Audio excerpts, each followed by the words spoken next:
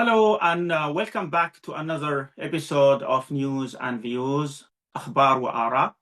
Today we have a very special guest, a seasoned diplomat, a policy analyst, and someone who knows Washington from inside out. But before we dive into the conversation, I would like to introduce John D. Elliott, a journalist, author, and international consultant. Since retiring from his career with the United States Foreign Service in the U.S. State Department, Mr. Elliott has a comprehensive background in international affairs and humanitarian concerns. His diplomatic career was preceded by more than 20 years in media production and business communication. With the State Department, he served in a number of top security assignments, including spokesperson for the Bureau of Conflict and Stabilization Operations. He was public affairs officer for the Office of Monitor and Combat Trafficking in Persons, special assistant in the Office of Special Presidential Envoy for the Global Coalition to counter ISIS, and was a senior regional policy advisor in the Secretary's Office of Global Women Issues. Covering the entire Western Hemisphere, Elliott's overseas postings have been in Saudi Arabia, where he served as U.S. Consulate Press Attaché, and Brazil, where he served as Vice Consul. He now covers geopolitical and national issues for Fair Observer magazine and other publications. Welcome with me, Mr. John Elliott. Welcome, Mr. John. I'm excited to have you with me. Shukran, ya Tayeb. Salam alaikum. Alaikum assalam. Thank you very much for accepting our invitation. It's a great honor to have you with us. My pleasure also.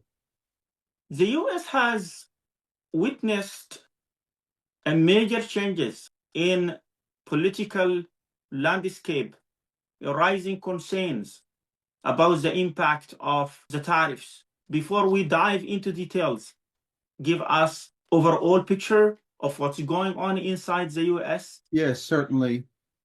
The USA has continual challenges and successes.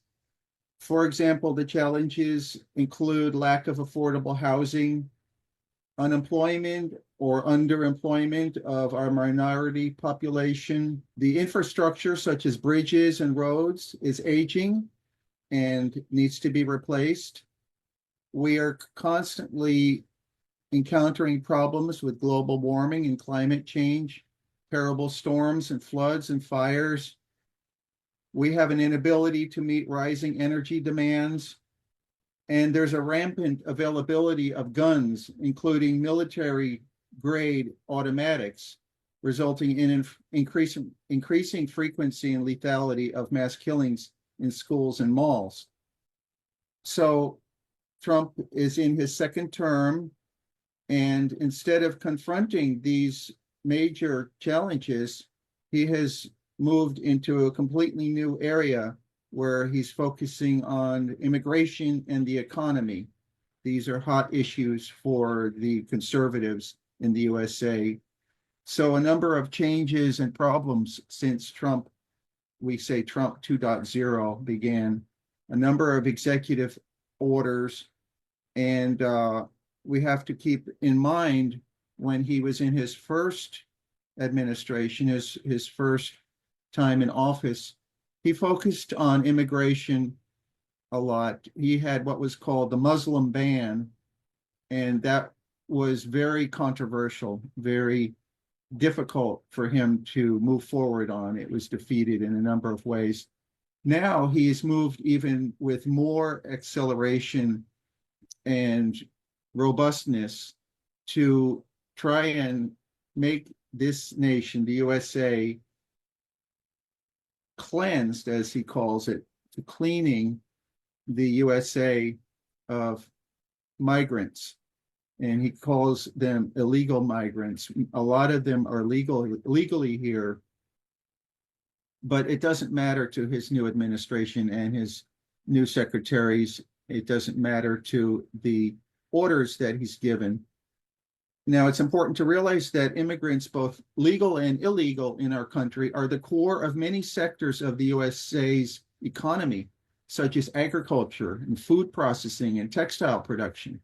So what he's doing is he's causing terrible economic effect, not only humanitarian, but economic damage to our nation, which will be long lasting. Who is going to replace these migrants who are working in our fields to harvest our agricultural products? Who is going to replace them? There is nobody who will work for such small wages and in difficult conditions. Who is going to work in the meat processing, dangerous situations? There's nobody to replace these migrants that he's deporting, kicking out. So although large-scale arrests are not yet happening, Trump's approach is instilling fear in both travelers and even the volunteer migrant protectors and providers. And that appears to be the goal of the new deployments to the border and heightened entry interviews called enhanced vetting. So what is enhanced vetting? At airports and land borders across the country, tourists and other visitors coming into the United States have reported being caught up in the Trump administration's campaign, this enhanced vetting. And even legal immigrants like green card holders and naturalized citizens have been pulled aside for additional questioning and searches. Often they are intimidated to the point where they return to their point of origin. If you have a green card or a valid visa, entering the USA is usually a straightforward affair. And border officials might ask the purpose of your visit and how long you intend to stay. But lately, the immigration officers have stepped up their questioning of travelers, visitors with apparently minor visa violations, which in previous administrations would have just resulted in intense questioning, and maybe they need to make a visit to the immigration office after they get settled. Now these visitors are with apparently minor visa violations have been shackled and chained and sent to U.S. detention centers. So travelers from Africa, Asia, and South America have a much more difficult time entering the U.S. compared to Europeans. This is another sign of the racist aspect of the Trump administration. Wait times, when I worked in Brazil, I adjudicated more than 25,000 visas, and our wait times were just 2 or 3 days to get an appointment. Now, in many countries of the developing countries, the current wait time for an appointment just to get a tourist visa is more than a year. In contrast, European consulates and embassies, the wait time is very short, or they don't even need a visa to come to USA for short stays. It's incredibly burdensome to a certain group of people who are Black and brown, people of color. Now, let's talk for a minute about illegal crossings. There's been a lot of attention about the border with Mexico. The illegal crossings peaked in the first Trump administration, and then again in the middle of President Biden's term. But the numbers have been declining since 2023 and are now at the lowest point in 10 years, even before Trump 2.0 started. And so the lower numbers of immigrants coming across the border is not because of Trump's terrible approaches and his harsh rhetoric, but because of changing conditions on both sides of the border. And several thousand refugees from violence at home were allowed to enter the U.S. and apply for asylum each month until on Trump's first day in office, the legal process they had followed was abruptly shut down and thousands of appointments canceled. Even the people who were allowed to come in, the victims in the Afghan war, which ended, they were allowed to come in under special conditions. 10,000 of them were allowed to come in because it was known that because they had supported the USA while we were in Afghanistan, that they would be subject to harsh and cruel treatment, and women especially. So even now, this special program, Trump is eliminating that for our allies who supported us so much when we were in Afghanistan for so many years. And then So, we can talk about what's going on in the U.S. campuses. yeah. Do you think, John, these immigration policies have targeted certain nations? No, it's not fair. It's not just. It's not balanced in any way at all. Trump and his cronies, his administration have a particular distaste for people of color, people who are brown and black, Yeah, Asians to a certain extent, but especially people from Africa and South America, Central America, and the Caribbean. I see. And this was evidenced in Trump's first administration, where he said some terrible obscenity about these Yes. people. You may recall, I won't repeat it. The whole foundation of the Republican Party now is based upon racism. This whole MAGA, Make America Great Again, if you really look at it, it has a lot of racist aspects to it.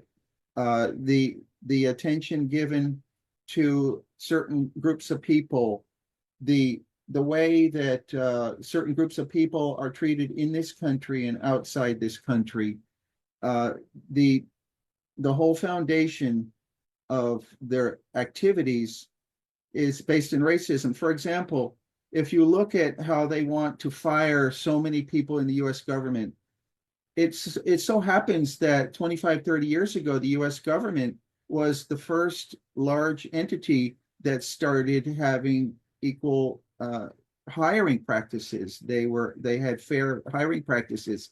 So for the first time, people of color could start working and get good jobs. So of course, this is a target for the MAGA people. They don't seem to want people of color to have any economic equality. And so they're targeting the government agencies. The government programs are the enemy, have been the enemy for these MAGA people. And I think that it's because that the U.S. government is the #1 employer of people of color. So what is the reaction of people towards this MAGA, Make America Great Again? Are people accepting his policy? Well, as you Did they know, our act? country is very polarized now. The Trump administration, Trump and his base, his supporters, they are extreme conservatives now. There's no moderate conservatives that can be elected to office. Very few moderate conservatives are still in office in the Congress, in the Senate, and the U.S. House of Representatives. On the other side, people who have humanitarian interests, who have empathy and compassion, they are made to feel like they're Marxist and they're evil and there's something wrong with them. So people who protest some of these terrible crackdowns against the immigrants, they are protesting, but they're subjected to very terrible retribution. Students are kicked out of their school, they're arrested in large numbers. And after a March 2025 crackdown, for example, more than 100 colleges and universities have identified more than 600 cases of students whose immigration status was changed by the Trump administration. So these are people who are studying here, who are doing good works and good studies. All of a sudden, they're persona non grata, they're kicked out.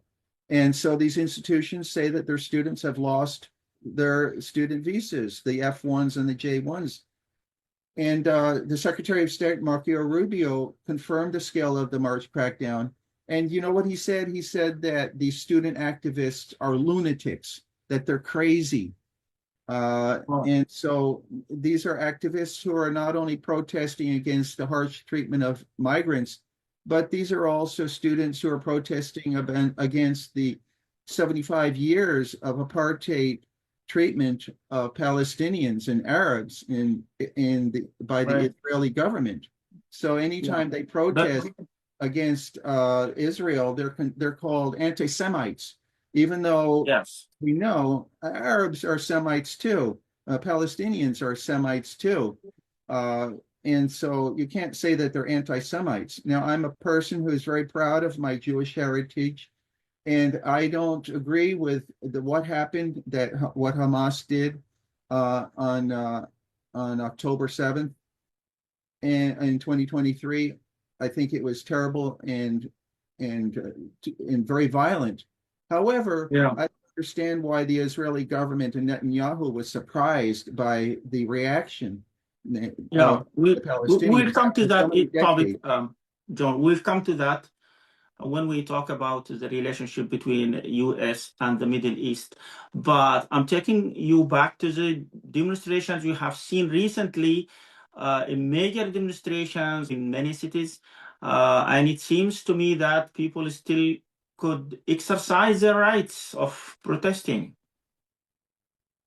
Yes, people, citizens so far are not in fear of standing up and protesting. People who are here on certain immigration status are afraid to a large extent to come out. Now, there have been more than 1,000 demonstrations since Trump's first day in office against his policies.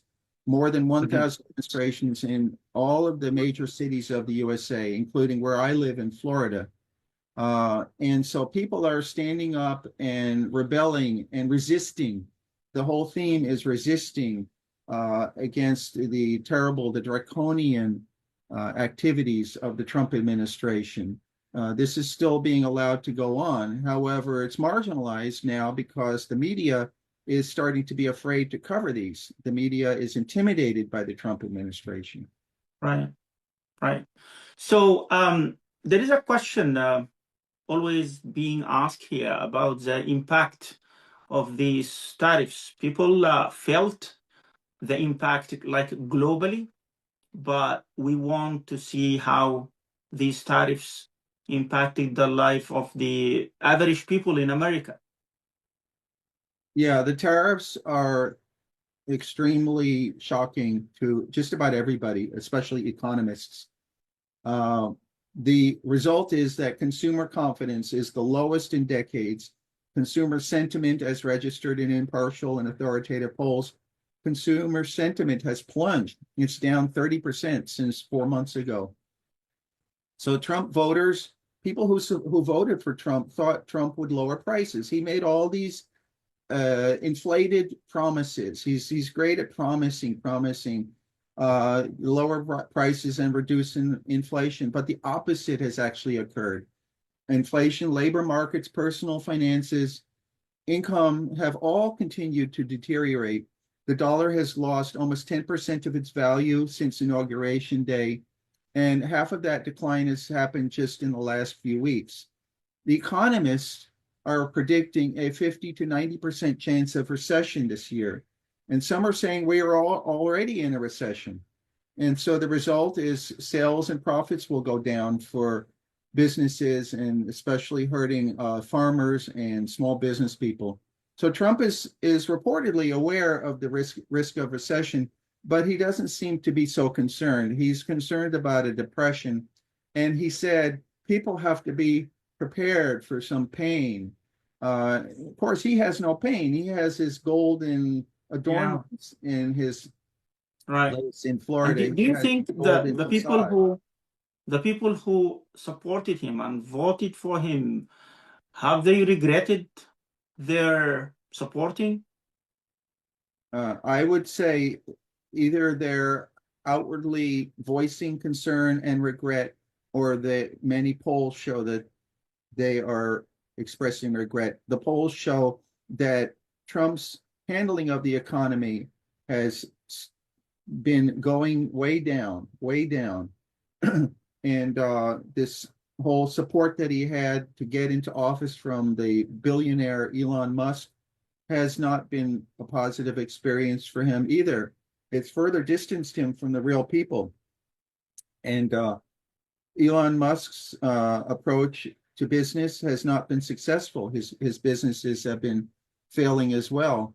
So Trump's economic plan has been a failure, and many of his supporters are noticing, and the polls show it. I see. So what is the role of like Democrats and the well-established institutions? Here in the Middle East, we always have this belief that America is a country of institutions. Are they able to check and balance Trump's policies and put it in order? Yes, the opposition, the resistance in the Democratic Party is able to voice concerns and do everything possible to file cases in court and to ensure legislation, but they are on the defensive mode. They're on their back feet because there's been an onslaught of so many bizarre and horrific executive orders. The Democratic Party has had mixed success with resisting the tariffs because, frankly, in the Biden administration, there were also tariffs, but the tariffs that Trump is putting into effect, 10% across the board, 145% for China, and then soon the tariffs will be even greater after a 90-day wait.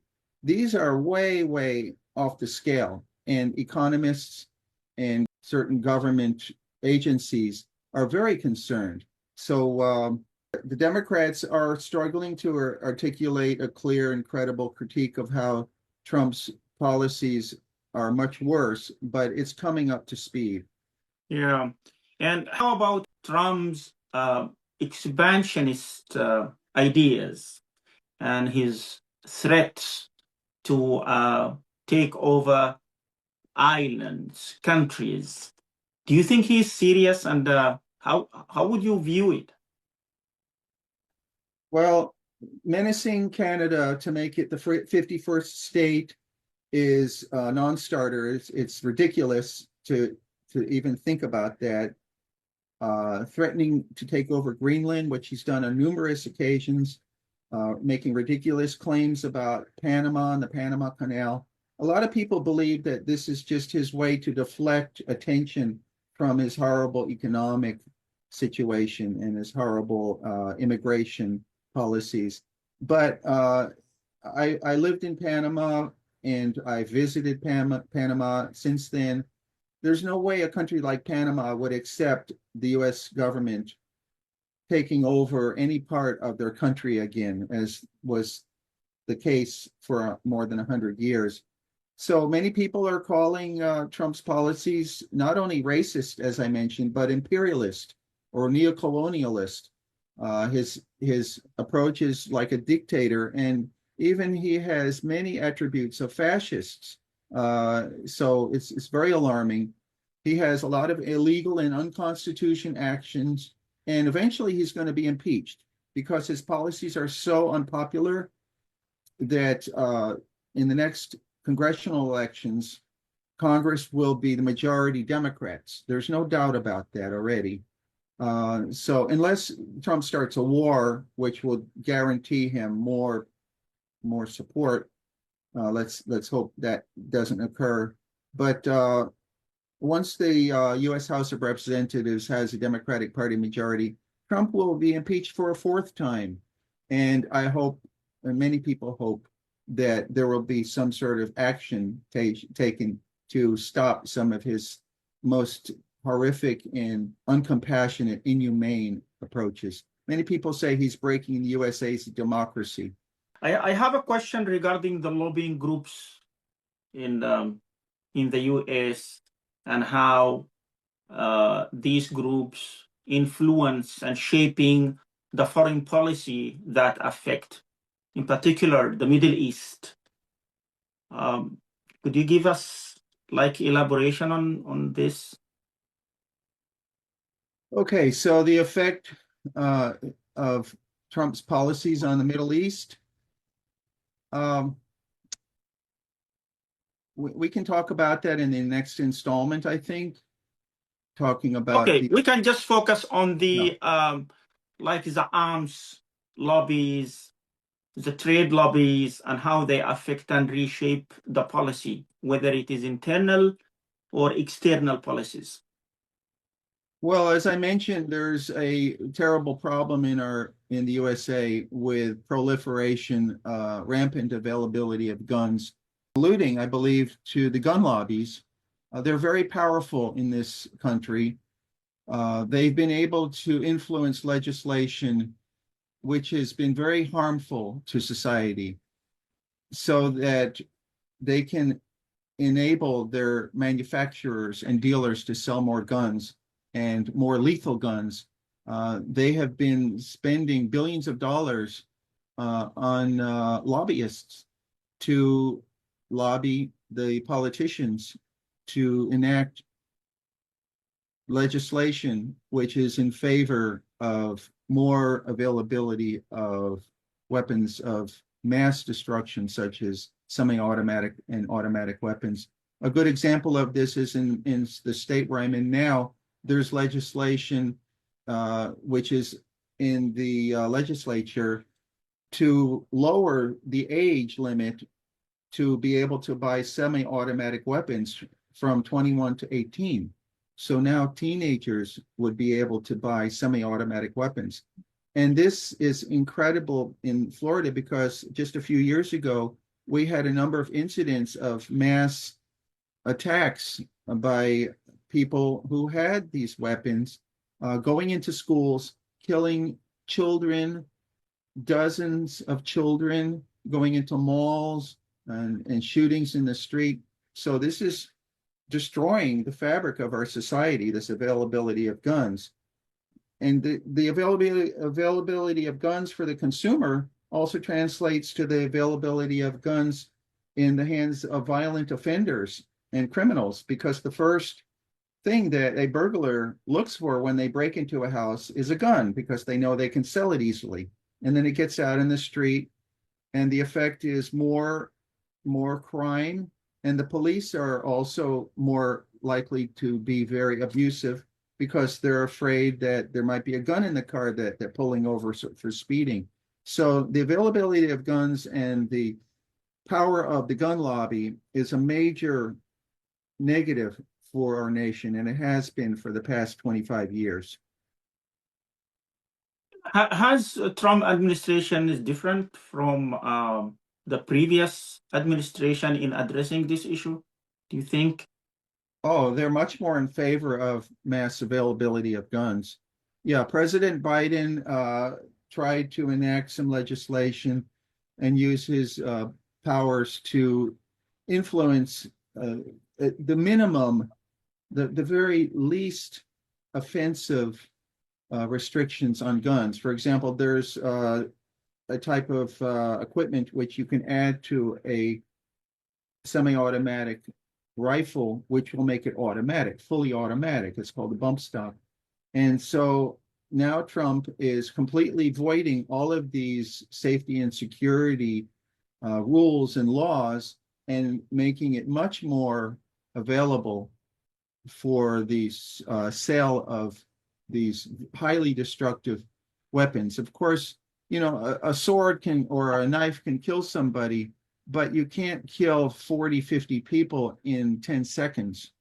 And that's the problem with guns. It's a weapon of mass destruction. So before we come to the end of our episode of today, I would like you to shed some lights about the media outlets. I know that you have served as a press attaché in some of the your assignments with the State Department. People are a little bit confused about the role played by media in the US. Could you just break it down and explain to us how this media shape the public opinion in the US? Yeah, certainly.